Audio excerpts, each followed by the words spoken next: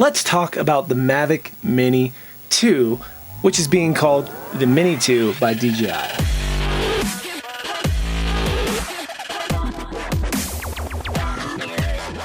I've been on the fence if I'm going to buy one or not. I completely passed the original Mavic Mini due to the elevation that I'm at and the fact that we do get some good winds here in the mountains at 9,000 feet. The Mavic Mini just wasn't a drone that I needed when I already owned the Zoom, as well as the original Mavic Pro, Autel Evo, Skydio, and a few other drones. So in this video, I wanted to go through 10 reasons that I've decided to get the Mini 2. I do plan to make quite a few videos of the Mavic Air 2 and the Mavic Mini 2. If you missed my distance test that I did with the Mavic Air 2, I'm going to do a similar one to show the new signal strength of OcuSync 2 in the Mini 2.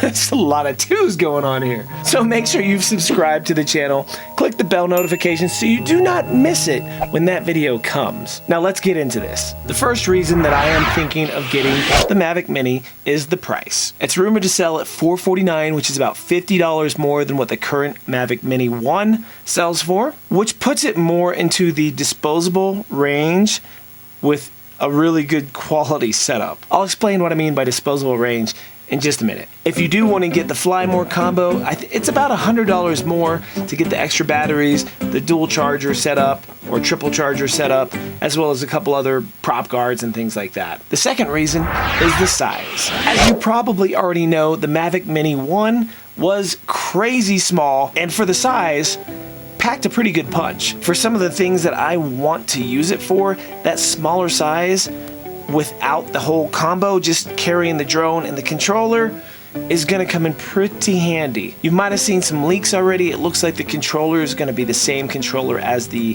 Mavic Air 2 has, and that's a good thing. Originally, I hated the idea of the new Mavic Air 2 controller, but since I got the Mavic Air 2, it is now my favorite controller that DJI puts in their standard kits. There are quite a few places that having something this small that I can shove back in my pocket like I could with my original Mavic Air 1 will come in handy. Number 3. And for many of you, number 3 will be the main reason you want to get this drone. It is coming with OcuSync 2.0, which is the same that's in the Mavic Air 2, which was released not long ago at all. It's an incredibly strong signal. You can go up to 6 miles, give or take. I will be doing some testing on that, and the testing I do isn't to just show you that it can go that far, but it's to show you that the signal strength is that strong. We'll do some in some thicker trees and behind buildings to see if that OcuSync signal can really hold up the way that it does on some of the other DJI drones. And for those of you who have the Spark or the original Mavic Mini or some other Wi-Fi drone,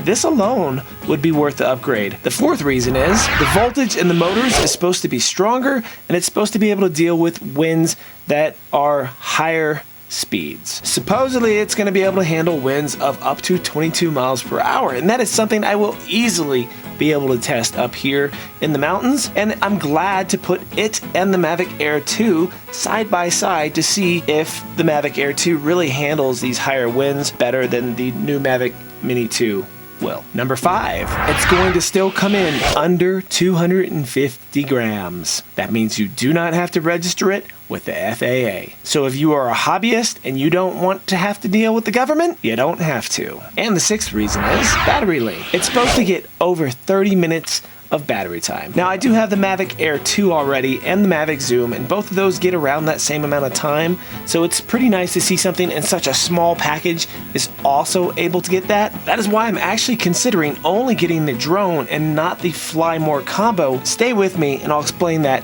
in just a minute. Number 7. Actually, I already touched on this. Number 7 is the new remote control. Instead of the smaller foldy controller, it is the Mavic Air 2 controller, and I do like that. And the fact that it has OcuSync 2, it leads me to believe that for all you who own the smart controller, the Mavic Mini 2 will eventually let you use that as well. Number 8. Now this one I'm on the fence about. It's cool to have this as an option, but I'm not a big 4K guy. But it can do 4K 30 right out of the box. But there's also talk of it doing 4 times optical zoom. I wasn't expecting that. That's something that I've just found out about. But if it does, that's pretty crazy. Number 9. Somehow, it's supposed to have quick shots. If you're not familiar with quick shots on the DJI products, that's things like boomerang, dronies, rocket, and other things that the drone will fly and do things for you just by the tap of a button. I'm not quite sure yet how that's going to do that. I will be obviously testing that in future videos. And number 10, price. Yeah, I know, we said price earlier. That is the biggest reason I'm considering this drone. Lately, I've been out in the woods, out in the mountains, doing shots with my other drones, doing things that I'm really close to screwing up and hitting trees and hitting cliffs or losing the drone in a spot that there's no way I could climb the mountain to get up to it and get it back into my possession. So having a drone that I could get similar shots with as the Mavic Air 2 or the Mavic Zoom, and if I lose it, I'm only out $400 instead of $700 or $900 or $1,500. In my book, that's worth it. That right there alone is the main reason I'm getting the Air 2. And that's what I mean by possibly it being disposable. Doesn't mean I want to go out there and abuse it and throw it away. It just means that if something happens and I screw up and I can't get it back, I'm out a lot less money than I would be if I had taken one of my other drones. If I'm putting myself in a situation where I know there's a chance that I'm going to be flying somewhere and I might not get it back, I really only need one battery. If it's going to go goodbye, it's going to go with that one battery. It's not like I'm going to do something 3 times in a row with the extra batteries, taking that chance 3 times in a row. I'll do it once, either get the shot or not get the shot, and it's either back to me or it's not back to me. In situations where I do want to fly more, I'll bring something like the Air 2 or the Mavic Zoom or my Skydio. I'll have a drone that handles pretty much every situation as a hobbyist that I could ever need. I just wanted to share with you why I decided I am going to get the Mini 2 this time and I didn't get the Mini 1. For me, it came down to OcuSync 2.0 and the price point. Those 2 things alone have made the Mini 2 a drone that I need to have in my day-to-day arsenal. And because I'm getting it, it means I can compare it to the Mavic Air 2 for you. So if you are curious and you're on the fence and you don't want to be an early adopter of this new Mini 2 drone, in those comments below, you know what to do. Let me know what kind of videos you want to see versus the Mini 2 and the Air 2 and whatever else you have up your sleeve in those comments, and I will make a video about it here in the future. If you're planning on getting the Mini 2, if you think this is a drone that's worth your money, if OcuSync is a big enough upgrade for you that you want to have this in your arsenal, or if you think you're going to pass on this and save that money to apply towards something like the Mavic 3. I appreciate you guys watching. Hopefully this cleared up to you why I'm getting the Mini 2, and if you were on the fence, maybe this will help you decide for yourself.